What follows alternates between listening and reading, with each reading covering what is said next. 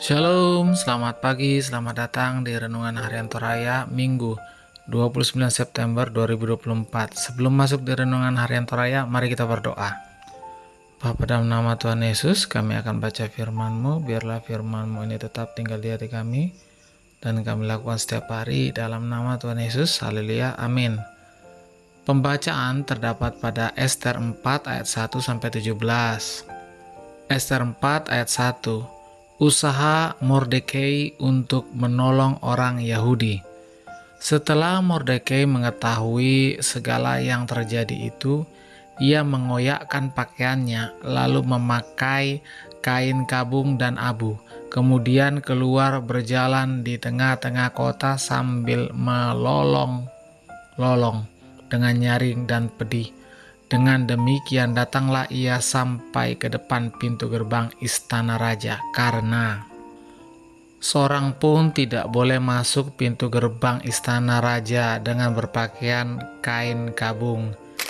Di tiap-tiap daerah di mana titah dan undang-undang raja telah sampai, ada perkabungan yang besar di antara orang Yahudi, disertai puasa dan ratap tangis oleh banyak orang, dibentangkan kain kabung dengan abu sebagai lapik tidurnya.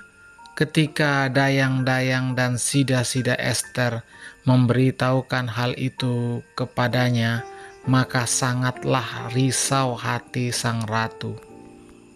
Lalu dikirimkannya lah pakaian supaya dipakaikan kepada Mordekai dan supaya ditanggalkan kain kabungnya daripadanya, tetapi tidak diterimanya. Maka Ester memanggil Hatta, salah seorang sida-sida raja yang ditetapkan baginda melayani dia, lalu memberi perintah kepadanya menanyakan Mordekai untuk mengetahui apa artinya dan apa sebabnya hal itu. Lalu keluarlah Hatta mendapatkan Mordekai di lapangan kota yang di depan pintu gerbang istana raja. Dan Mordekai menceritakan kepadanya segala yang dialaminya, serta berapa banyaknya perak yang dijanjikan oleh Haman akan ditimbang untuk perbendaharaan raja sebagai harga pembinasaan orang Yahudi. Juga salinan surat undang-undang yang dikeluarkan di Susan untuk memunahkan mereka itu diserahkannya kepada Hatta supaya diperlihatkan dan diberitahukan kepada Ester. Lagi pula Hatta disuruh menyampaikan pesan kepada Ester supaya pergi menghadap raja untuk memohon karunia-Nya dan untuk membela bangsanya di hadapan baginda.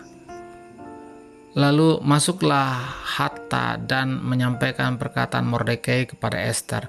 Akan tetapi Ester menyuruh Hatta memberitahukan kepada Mordekai semua pegawai raja serta penduduk daerah-daerah kerajaan mengetahui bahwa bagi setiap laki-laki atau perempuan yang menghadap raja di pelataran dalam dengan tiada dipanggil, hanya berlaku satu undang-undang, yakni hukuman mati. Hanya orang yang kepadanya raja mengulurkan tongkat emas yang akan tetap hidup.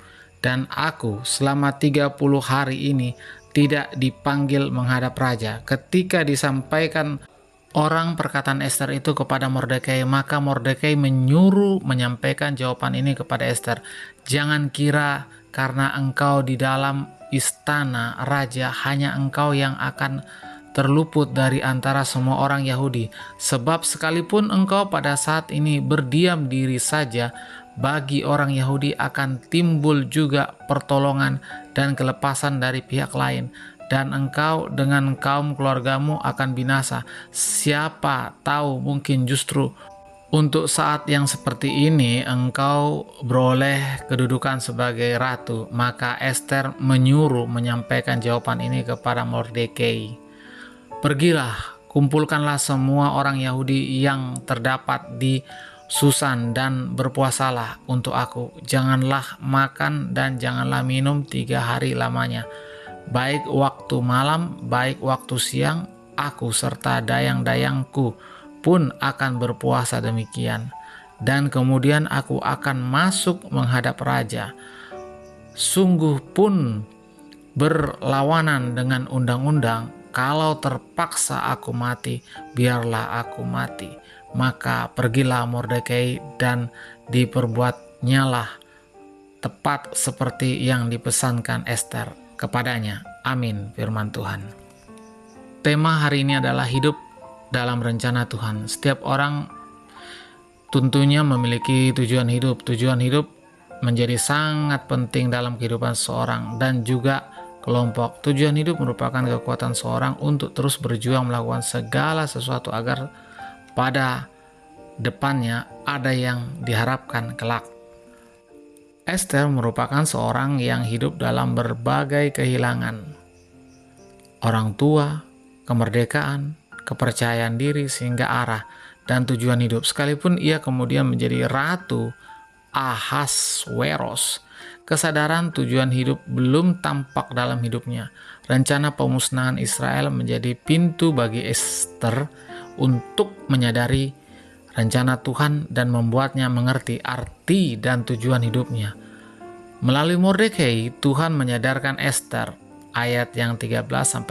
Segera muncul kesadaran dalam dirinya yang kemudian ia merespon dengan luar biasa, ayat ke-16. Kesadaran itu segera memunculkan keberanian yang tidak tanggung-tanggung, termasuk keberanian untuk mati demi tujuan hidupnya, sehingga membuat pengertian posisinya dalam rencana Tuhan. Status sebagai orang asing tidak menghalangi keyakinan bahwa ketika Tuhan berperkara maka tidak ada yang perlu dirisaukan. Kita seringkali meragukan tempat di mana Tuhan menempatkannya. Alih-alih mengasah kepekaan pada kehendak Tuhan, malah mengambil tindakan berdasarkan pandangannya sendiri. Rencana Tuhan untuk membuka mata melihat tujuan yang sesungguhnya dihalangi oleh pemikiran dan perasaan sendiri. Perkataan apa yang aku pahami dan ingin aku lakukan lebih diindahkan ketimbang apa yang Tuhan ingin aku pahami dan aku lakukan. Melalui kisah Ester, kita diajak untuk melihat tujuan hidup melalui kacamata Tuhan. Orang percaya diajak tekun hidup dalam rencana Tuhan untuk sampai pada tujuan yang ditetapkannya. Amin. Mari kita berdoa. Bapa, dalam nama Tuhan Yesus, kami sudah membaca firman-Mu. Biarlah firman-Mu ini tetap tinggal di hati kami dan kami lakukan setiap hari. Dalam nama Tuhan Yesus, haleluya, amin. Selamat pagi, selamat beraktivitas. Tuhan Yesus memberkati, amin.